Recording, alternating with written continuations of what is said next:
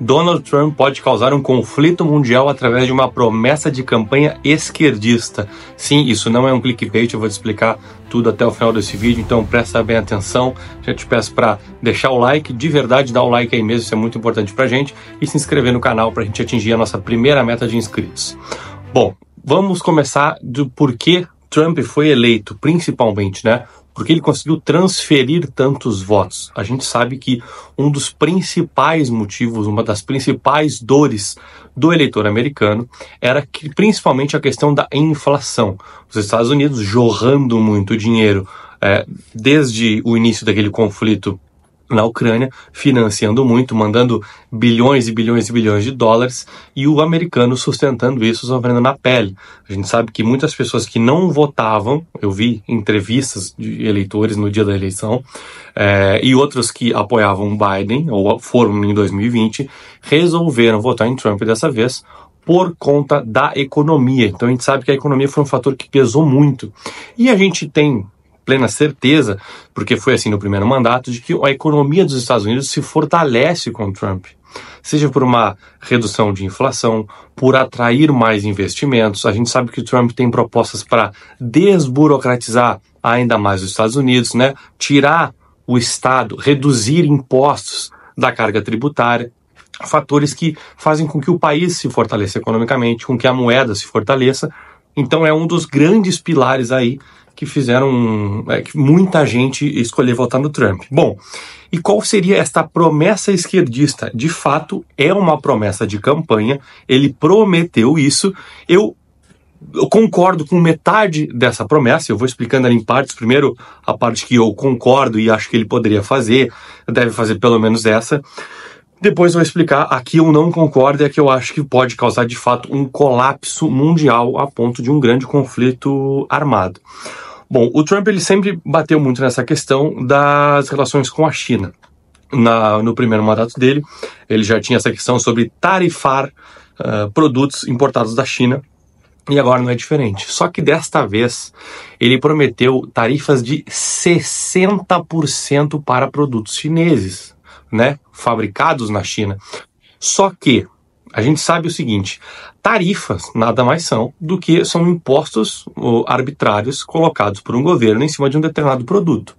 Qualquer pessoa que lê um texto básico sobre livre mercado, liberalismo econômico, pegar qualquer texto aí do Mises, do Milton Friedman, vocês vão rapidamente perceber que toda essa proposta, toda a ideia de taxar, né, burocratizar, aumentar o tamanho do Estado, né, dificultar o livre comércio, são propostas protecionistas e são propostas sempre vinculadas à esquerda, porque é sempre lá que a gente vê isso acontecendo ao longo do mundo.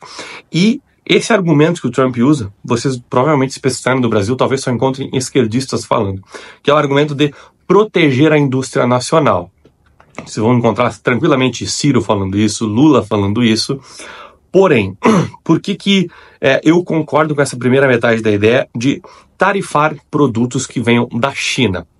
A gente sabe que no início, essa história de tornar a China a grande fábrica do mundo, né, permitir com que muitas coisas fossem produzidas lá, talvez, não sei de quem que partiu essa ideia exatamente, mas tinha um intuito de tentar modificar um pouco a China através dessa industrialização, tentar modificar um pouco as relações com ela, só que isso, com certeza, claramente deu errado, porque estavam lidando com comunistas, e a gente sabe que não se negocia com comunistas. Então, até um primeiro momento pode ter sido bastante útil para o desenvolvimento do mundo, de empresas americanas inclusive, só que está bastante claro nos últimos tempos que quem está negociando cada vez mais com a China está alimentando um monstro.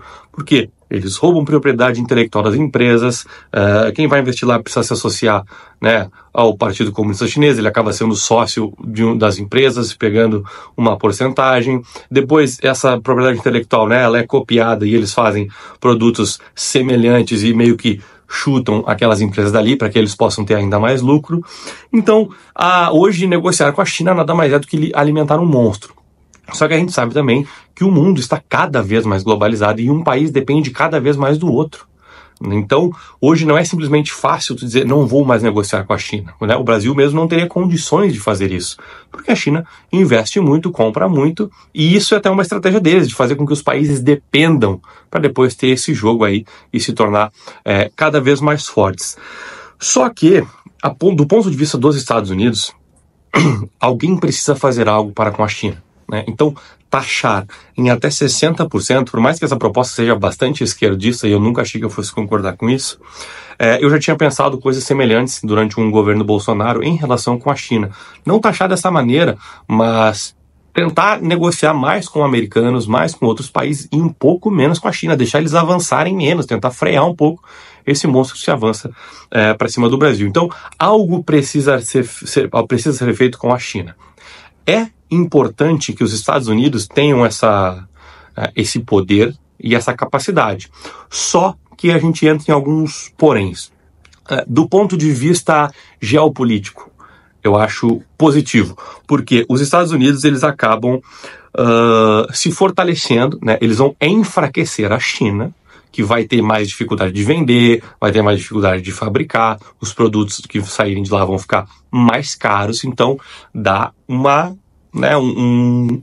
prejudicada nesse monstro que não para de crescer. Do ponto de vista econômico, é ruim, porque isso gera inflação e vai tornar o custo de vida mais alto para os americanos, porque tudo o que eles comprarem, nenhum país, como eu falei, ele é autossuficiente hoje em dia, então os países precisam muito uns dos outros.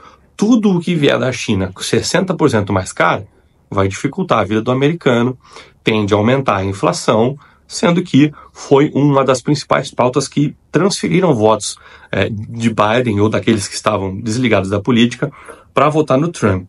Porém, do ponto de vista político, lembra que eu falei geopolítico, bom, econômico, ruim, e político, a ideia é fazer com que isso seja bom, porque tira empresas e grandes empresas que já pensam em sair da China desde a eleição do Trump, faz com que elas venham para os Estados Unidos, porque afinal o incentivo será maior para que estejam nos Estados Unidos, afinal sairá 60% mais caro produzir na China do que nos Estados Unidos. Então, desse ponto aí, é positivo com algumas questões. Porém, isso também gera uma distorção de mercado, porque além de tornar os produtos mais caros, pode fazer com que nem todos os produtos sejam interessantes para produzir nos Estados Unidos. Porque por que é produzido na China? Ou porque os Estados Unidos não conseguem produzir tão bem, ou porque não conseguem produzir tão barato. Então, ainda assim, aqueles produtos que não forem fabricados nos Estados Unidos, que não houver de fato um incentivo suficiente para que sejam produzidos lá, eles vão impactar nos preços, porque eles chegarão 60% mais caro. Bom, mas aí eu concordo até aqui, porque é uma estratégia geopolítica, os Estados Unidos têm que se fortalecer, há uma rivalidade muito clara da China, eles pretendem e deixam claro ser a nova ordem econômica, enfraquecendo o dólar e avançando cada vez mais como donos do mundo aí, grandes fábricas e negociando para fortalecer a moeda deles. Então, eu prefiro 1000 vezes mais os Estados Unidos influenciando na nossa vida e na nossa política do que a China e toda aquela turma a quem eles se uniram. A parte em que eu discordo e que eu acho que pode ser um grande problema mundial a ponto de termos um conflito.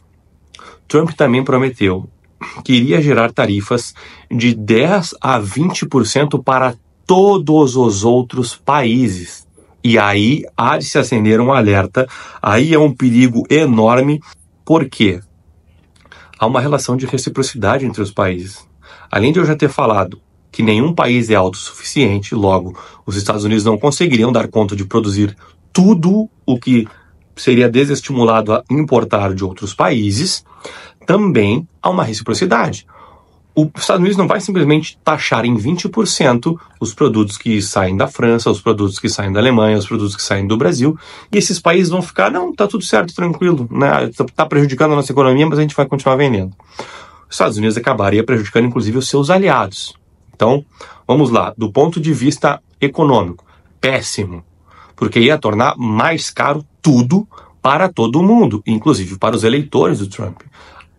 Haveria uma distorção ainda maior nos preços, porque mais produtos seriam impactados, então as contas ficariam mais caras e a tendência é isso gerar inflação para os americanos. Então é uma péssima ideia economicamente. Geopoliticamente, um desastre, porque como eu estava explicando, a reciprocidade entre os países vai fazer com que, bom, os Estados Unidos taxaram outros países, eles vão dizer assim, bom, então agora ou nós vamos tentar reduzir nossas negociações com os Estados Unidos, de repente vão aumentar as negociações com a China, vamos taxar produtos que vêm dos Estados Unidos, e isso aí faz com que haja um abalo completo na ordem econômica internacional. Houve, assim, a Grande Depressão nos anos 30, que antecedeu a Segunda Guerra Mundial, aquele segundo grande conflito, foi um pouco antes dessa Grande Depressão, justamente através dessa medida.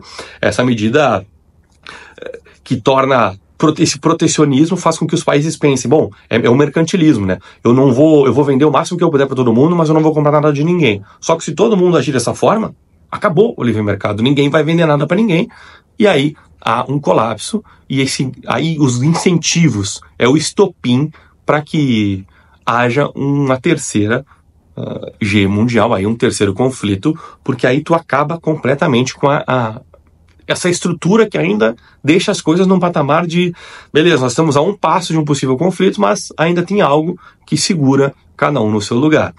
Então, do ponto de vista econômico, é péssimo, do ponto de vista geopolítico é desastroso, porque eles vão começar a trocar farpas, né? E um vai tentar prejudicar o outro. E politicamente é ruim para todo o país, porque, como eu acabei de explicar, vai tornar difícil para todo mundo, inclusive para os eleitores do Trump que elegeram ele, também por pensar na economia. Por um Trump que ia reduzir a inflação, gerar mais empregos, ia também atrair mais investimentos e fortalecer o dólar, que também tem ainda que não seja como real, tem uma grande desvalorização ao longo das últimas décadas. Então, meus amigos, assim, o Trump prometeu isso, tá? Eu espero, mais do que acredito, que ele não cumpra com pelo menos a segunda metade dessa promessa. Porque aí, de fato, eu acredito muito na possibilidade de um conflito mundial.